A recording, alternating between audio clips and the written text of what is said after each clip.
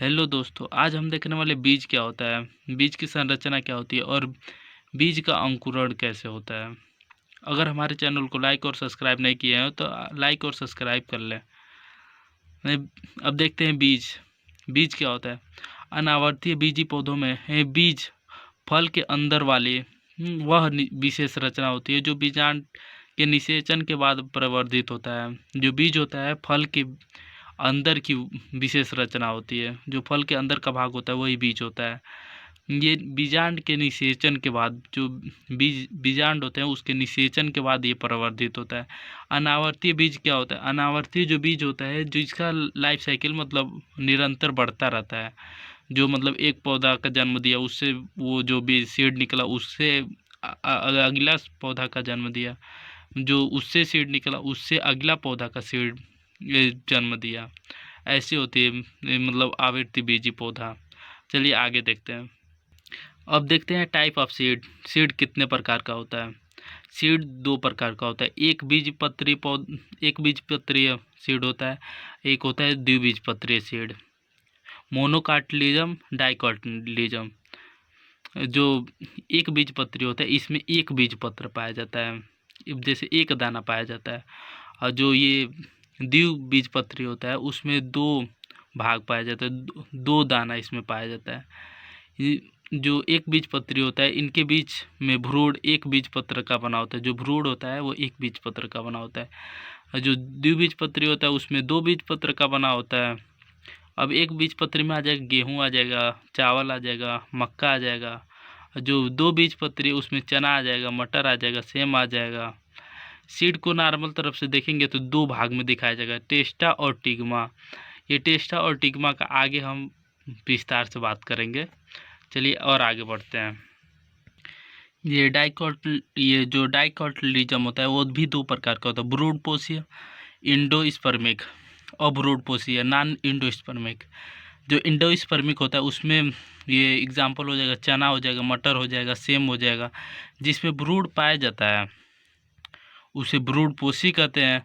जिसमें ब्रूड अब्रूडपोषी है, जिसमें मतलब ब्रूड का पोषण नहीं हो पाता संपूर्ण तरह से, उसे अब्रूडपोषी कहते हैं। ब्रूडपोषी में आ जाएगा चना आ जाएगा, मटर आ जाएगा, सेम आ जाएगा। अब्रूडपोषी में रेंडी आ जाएगा, पोस्ट आ जाएगा, शरीफा आ जाएगा, पपीता आ जाएगा। जो अब्रूडपोषी होता है इसमें चिपचिपा सा पदार्थ होता है। ये जैसे मतलब इसमें जल की मात्रा पाई जाती है। अब देखते एक बीजपत्रीय मोनोकार्टिलिज्म में ब्रूडपोषीय इंडोस्पर्मिक और नॉन इंडोस्पर्मिक। इंडोस्पर्मिक गेहूँ आ जाएगा, मक्का आ जाएगा, चावल आ जाएगा। अब्रूडपोषी में आर्किडिस जलकेला आ जाएगा। आगे देखते हैं। ये चलते हैं स्ट्रक्चर के बारे में। ये जो होता है सीड होता है उसका स्ट्रक्चर कैसा होता है। ये जो है इसे बीज पत्र कहते हैं। इसके ये जो होता है बीज आवरण, मतलब ये बीज को ढकता है।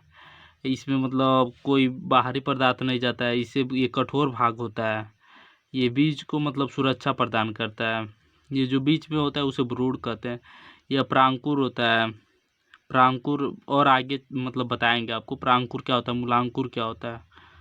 ये जो है भ्रूण अक्ष होता है, ये मूलांकुर होता है। ये द्विबीजपत्री अभ्रूणपोषी का मतलब डायग्राम है। ये जो है द्विबीजपत्री भ्रूणपोषी का ये डायग्राम है। चलिए आगे बढ़ते हैं। एक बीजपत्री का ये इस डायग्राम है। ये एक बीजपत्री भ्रूणपोषी का डायग्राम है। ये आगे चलते हैं हम स्ट्रक्चर ऑफ सीड। सीड की संरचना के बारे में देखते हैं। सीड जो है वो मतलब कितने प्रकार का होता है, कैसी इसकी संरचना होती है। ये स्ट्रक्चर ऑफ सीड। प्रत्येक सीड एक बीज आवरण के अंदर रहता है जिनकी दो परतें होती हैं। जो प्रत्येक सीड होता है वो दो मतलब बीज आवरण के अंदर रहता है। जो मतलब ये दिखा रहे हैं, ये जैसे है ये जो है सब बीज आवरण है। जो बीज को ढका रहता है उसी को बीज आवरण कहते हैं। ये दो प्रकार का होता है, मतलब ये टेस्टा हो जाएगा, टिग्मा हो जाएगा। टेस्टा जो मतलब बाहरी भाग होता है उसे टेस्टा कहते हैं, और जो टिग्मा होता है जो आंतरिक भाग होता है, जो अंदर का भाग होता है। टेस्टा को और विस्तार में देखते हैं। जैसे मतलब मान लीजिए चना को ले लेते हैं। चना के ऊपरा जो होता है, छिलका जो होता है चना का, उसे टेस्टा बोला जाता है। जो नीचे अंदर का होता है उसे टिग्मा बोला जाता है। तो जो जाहिर मतलब सतुआ जो होता है टेस्टा और टिग्मा दोनों को मिलकर बनाया जाता है, और जो बेसन होता है केवल टिग्मा का बनाया जाता है चना के। इसी में अनार का देख लेते हैं। अनार जो होता है वो ऊपरी भाग जो लाल लाल होता है वो टेस्टा होता है। उसके अंदर एक बिया टाइप का होता है, बीज टाइप का, उसे टिग्मा बोला जाता है। तो हम लोग अनार में मतलब टेस्टा को खाते हैं। अब आगे देखते हैं। बीज का मुख्य भाग भ्रूण होता है।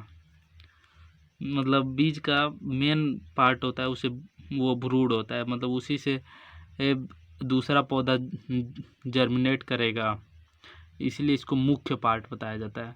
अब जहाँ से संपूर्ण पौधों का निर्माण होता है, मतलब वही बताया जो जहाँ से सब पौधे मतलब निकलते हैं वो भ्रूण ही होता है। इसमें भी दो मुख्य भाग होते हैं। इसमें भी दो मुख्य भाग भ्रूणाक्ष, एक होता है बीजपत्र। भ्रूणाक्ष जो होता है जिनमें दो सिरे होते हैं, मूलांकुर और परांकुर। ये मूलांकुर और परांकुर अभी आगे देखते हैं। और बीजपत्र जो होता है उसे जैसे होता है एक बीजपत्री, दो बीजपत्री, सब इसी में आ जाएगा स्ट्रक्चर में। अब आगे चलते हैं। अब देखते हैं germination of seed. Germination of seed मतलब अब जो उसका सीड का अंकुरण कैसे होता है।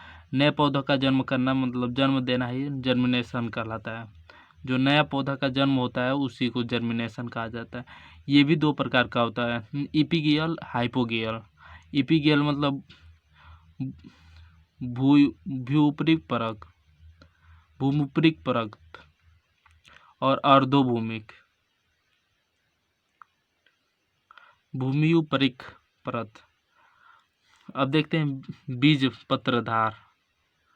बीज पत्रधार की तेज वृद्धि से बीज पत्र भूमि के बाहर आ जाते हैं। बीज पत्रधार क्या होता है? जो बीज पत्रधार होता है, चलिए मतलब डायग्राम की तरफ दिखाते हैं आपको। यही है, ये जो दिखाई दे रहा है आपको ये वाला भाग, यही बीज पत्रधार है। यही बहुत तेजी से बढ़ता है। ये जो मान लीजिए यहाँ से जमीन है, ये जमीन के अंदर है ये सब पौधा, ये जो है यही तेजी से बढ़ता है। इसी के कारण मतलब ये जो है बीजपत्र जो होता है वो जमीन के ऊपर चला जाता है। ये जो बीजपत्र है जमीन के ऊपर चला गया है, इसीलिए ये मतलब अलग हो जाता है बीजपत्र है। ये जो होता है आपको दिखा दे, प्रांकुर जो पूछ रहे थे पीछे था, ये जो प्रांकुर होता है ऊपर वाला भाग होता है, और जो मूलांकुर होता है जड़ वाला भाग होता है उसे मूलांकुर कहते हैं, और जो प्रांकुर होता है ऊपर वाला भाग होता है जी। अब चलते हैं। इपोगियल हो गया। इपोगियल मतलब बीजपत्रधार की तेजी से वृद्धि के कारण भूमि के ऊपर बाहर चला जाता है। जो बीजपत्र होता है वो भूमि के बाहर चला जाता है, इसीलिए इसे इपोगियल कहते हैं। हाइपोगियल इसमें बीजपत्र अंदर ही रहता है जमीन के। ये जो है ये बीजपत्र है, ये जमीन के अंदर रहेगा। ये हाइपोगियल में, हाइपोगियल जो होता है ये जमीन के अंदर ही रहता है, केवल इतना ही दिखाई देता है। ये इसमें आ जाएगा, हाइपोगियल में आ जाएगा चना आ जाएगा, मूंगफली आ जाएगा, मटर आ जाएगा।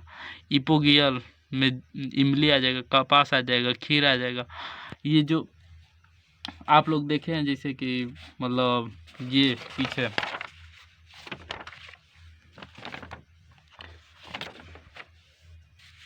एक बीजपत्री, द्विबीजपत्री जो देखे हैं वो, ये भ्रूण का विकास कैसे होता है।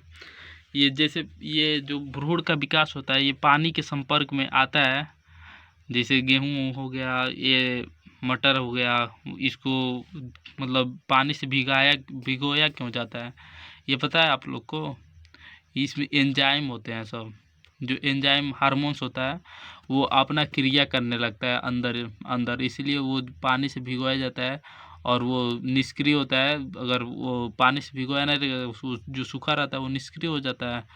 और उसके बाद जब भिगोया जाता है तो एंजाइम और हार्मोन मतलब ये अपना क्रिया करने लगते हैं, जिससे वो जर्मिनेट करेगा, इसलिए भिगोया जाता है।